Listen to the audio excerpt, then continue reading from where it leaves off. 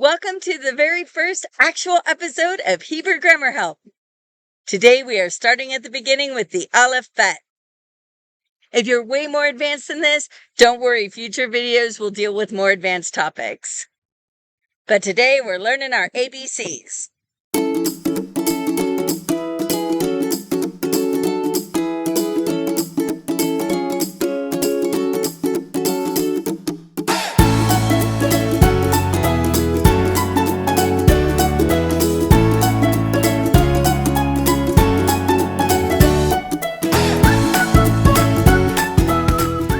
You've decided to learn Hebrew, and one of the first things you need to learn is how to read.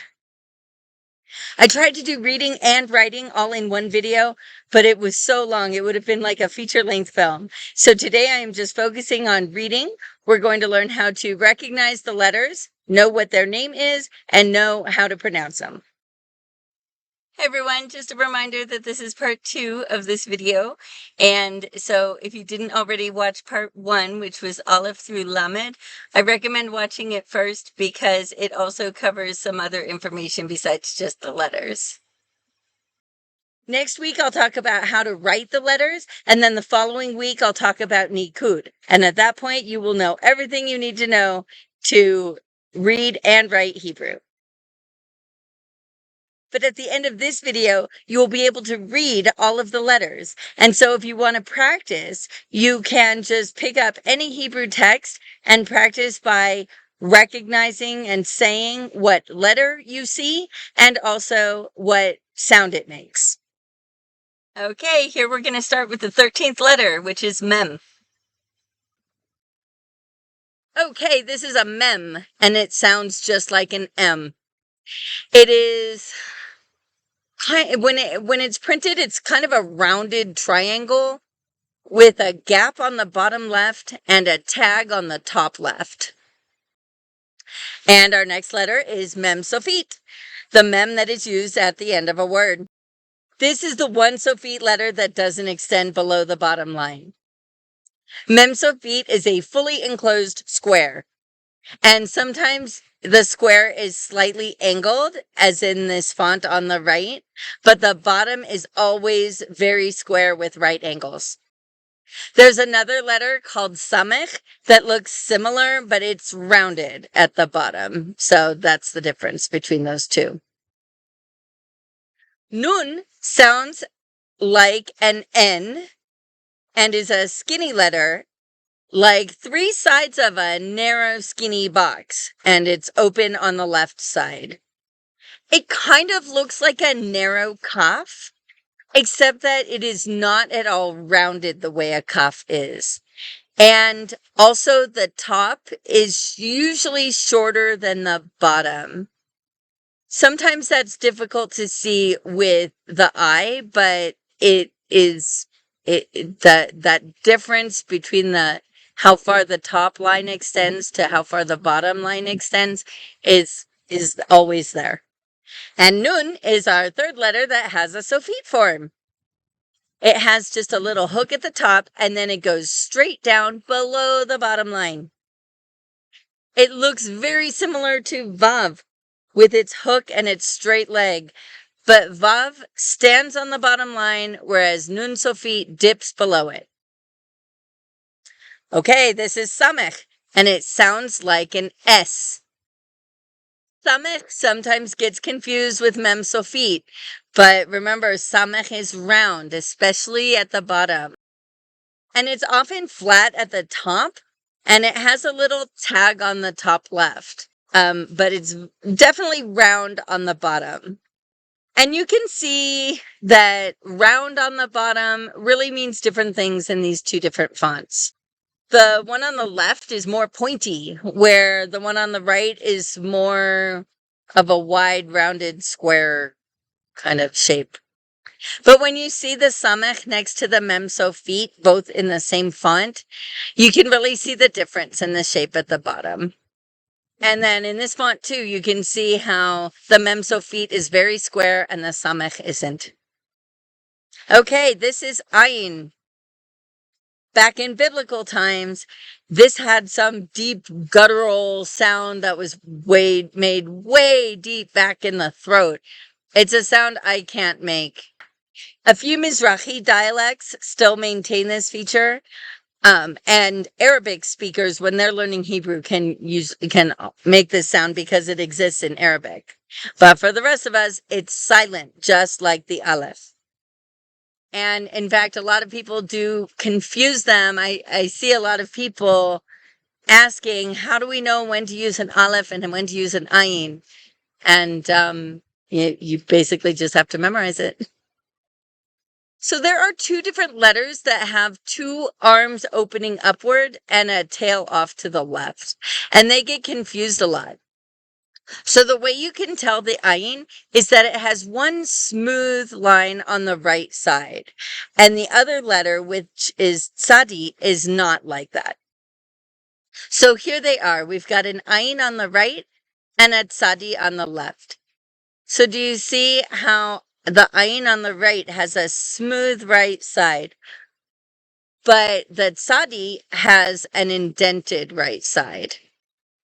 And the same is true in this font. Ayin is smooth on the right and tzadi is indented.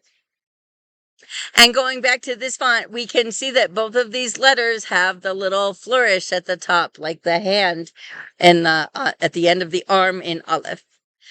The next letter is Pei. It sometimes sounds like a P, as in Peter, and it sometimes sounds like an F, as in foxtrot. It kind of looks like a spiral open on the left. And sometimes the printed letter looks like it's made with one stroke, like the letter on the left. And in other fonts, it looks like someone printed a cough and then added an extra stroke, like the one on the right. Pei has a Sophite form, but because it always sounds like an F, we don't call it Pei Sophite, we call it Fe Sophite. And it looks just like the Pei, but with the tail going down rather than coming across the bottom. I have one more thing to say about Pei and Fe Sophite.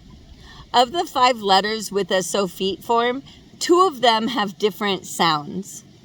There's Kaf and Chaf Sophite, and Pei and Fe Sophite. The Kaf letter always sounds like a ch at the end of a word, never like a K. But there is another K letter in Hebrew, so if a word ends with a K sound, it uses that letter.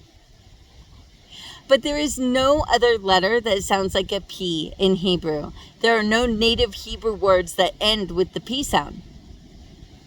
But if there is a foreign word or a name that ends with a P sound, it gets written with a regular Pei.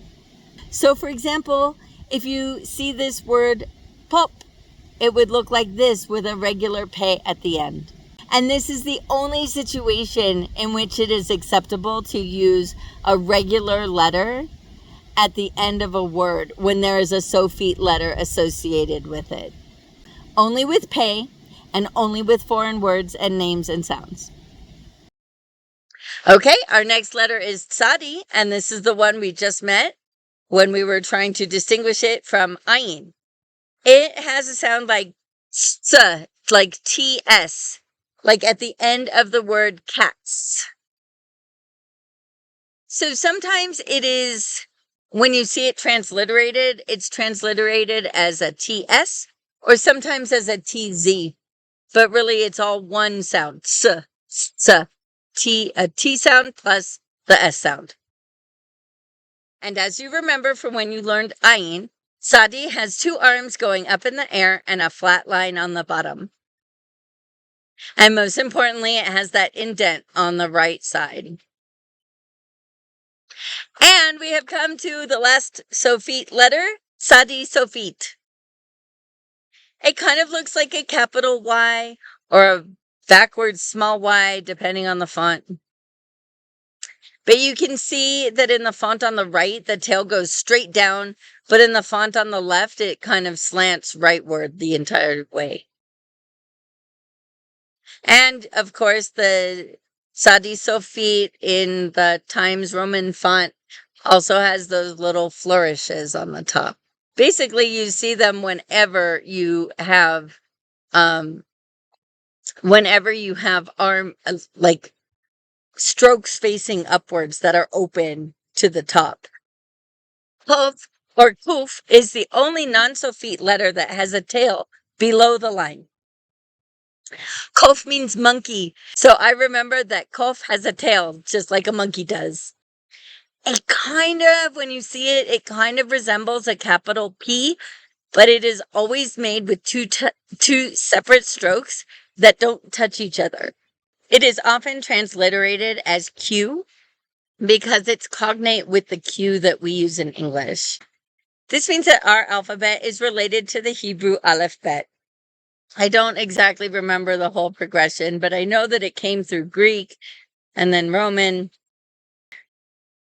Or if you look at the location of the Kof in the alphabet with relation to the location of the Q in our alphabet, they are pretty much in the same order, in the same place, right? Just before the R sounding letter.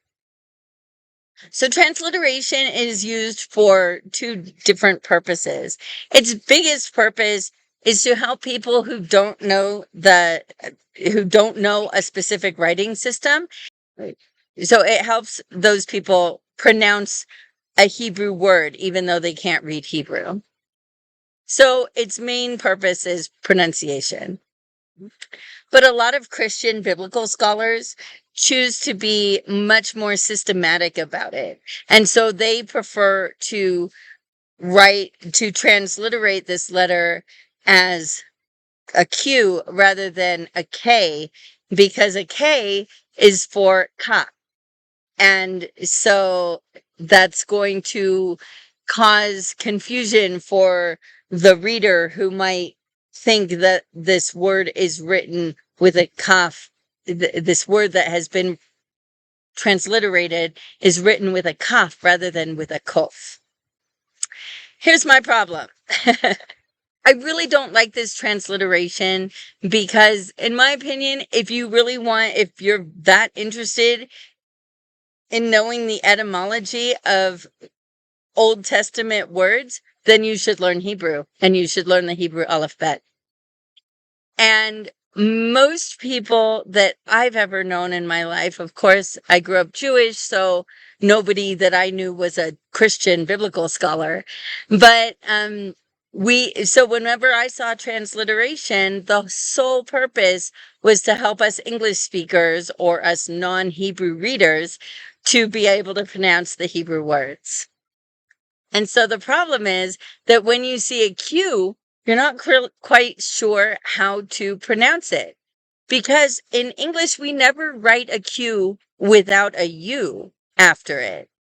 And when we do write the QU, it sounds like qu, and it sounds like a KW. And that is not how kof sounds. Kof just sounds like a K. So, in my humble opinion, K is the best way to transliterate kof. But if you are tasked with transliterating Hebrew into the Latin alphabet and you must use the letter Q, perhaps you are in a class and your professor insists that you use Q for kof, make sure not to include the U after it. I recently saw somebody ask what a word meant, and all he had was the transliteration. And I don't know what he had seen, where he had seen the word, but he wrote the word, he transliterated the word with a QU. And this threw all of us off so much that not only did nobody recognize the word, but most of us were certain that this was not even a Hebrew word. So that's how difficult transliteration can be. So this is why it's so important to learn the Hebrew Alef Bet early. Okay, our next letter is Resh. It is a single stroke across the top and then down the right, usually rounded in the corner. Resh is the Hebrew version of the letter R, but of course it doesn't sound like our English R, and especially not like our American R. I learned German before returning to Hebrew as an adult, and I think my Resh is modeled on my version of a German R. I think that was the closest sound I knew how to do. And I know it's not perfect because some of my teachers, as soon as I open my mouth, they say I sound German. I'm pretty sure my Reish has a lot to do with that. And when I listen to my Israeli instructors, I always hear a little trill, and I am not capable of making that trill. But I speak Spanish and I can do the single R sound in Spanish as well as the double R. And so I tested it with one of my Hebrew teachers and I said, okay, which one sounds the best? This Germany sounding one or the single R or the single Spanish R or the double Spanish R? And they said that the German sounding one was the best one of all of them that I make. So I make it at the back of the throat. It's really, I can feel vibration happening. Resh, resh, not resh, right? Resh, resh. It's almost like you're trying to gargle, right? Like think of trying to gargle. That's how I make the resh sound. If you can't do that, but you can make the Spanish R, definitely do that. That's definitely better than the American R. But even if you can't make any other R sound and the American R is the only thing that's going to come out of your mouth, they will still understand what you're saying.